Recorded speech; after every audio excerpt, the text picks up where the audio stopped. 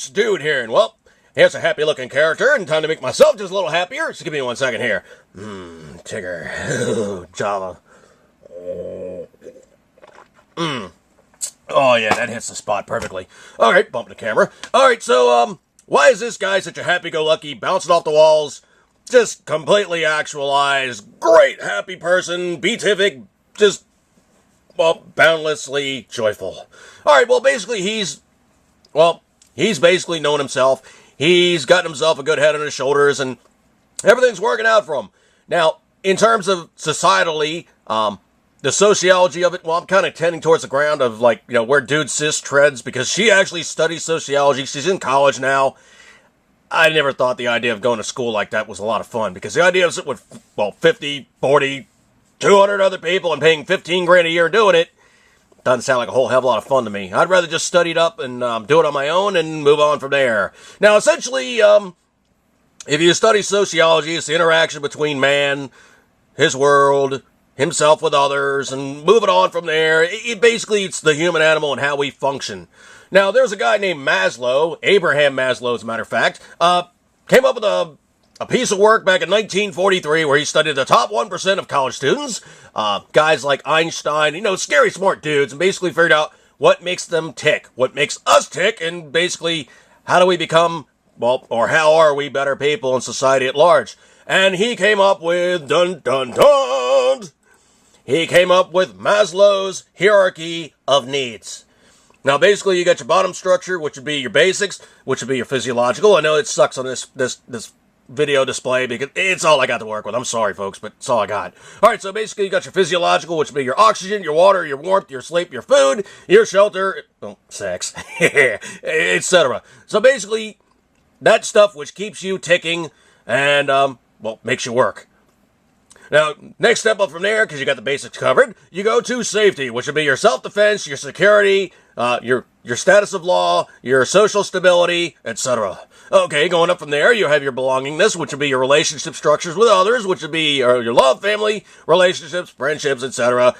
Yeah, that's all fine and good. And then from there, because you're so happy with all these previous three things, you now can go to the personified version of esteem needs, which would be your achievements, your self-worth, your respect, and etc. Okay, now, because you got all this other stuff previously now stacked on the pyramid, you now can do higher thinking, which would be your cognitive needs, which would be your knowledge, meaning, and etc.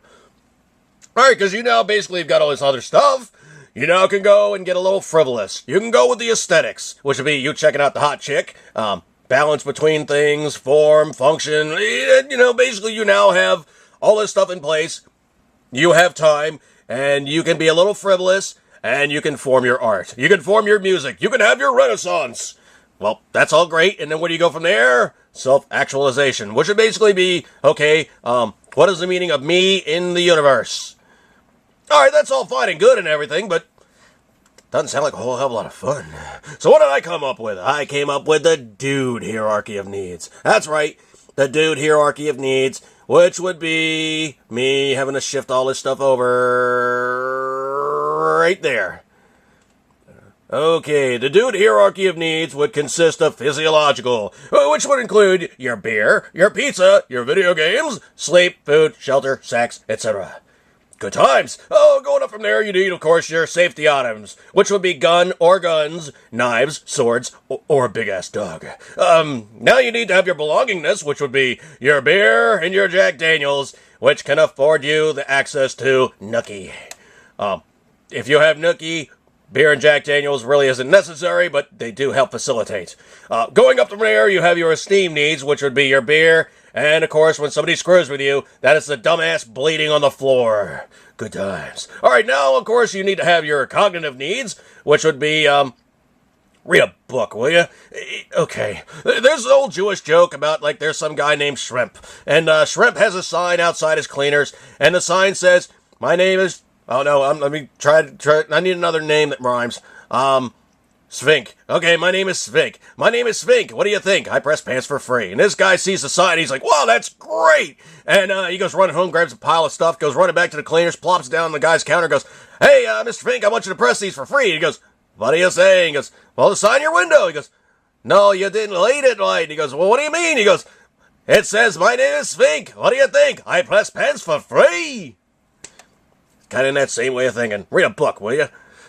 So then you have your aesthetic needs, which would be taken care of nicely by beer, Jack Daniels, or Nookie.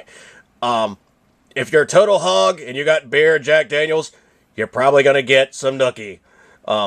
If you're a total, dirtbag and you got beer and Jack Daniels, you probably don't care about Nookie, but you probably want some anyway because the three of them kind of go in a pyramid. The self-actualization would then be requiring beer, Jack Daniels, Nookie, and I'm going to have to work on that self-actualization part, but the rest of it's looking pretty good. I think that's looking like a party, and it looks a whole hell of a lot more fun than this stuff over there, and, beer and pizza. Do I have any pizza or beer? Yeah, I might have to go out shopping. I don't have a dog, but I got attack cats, and...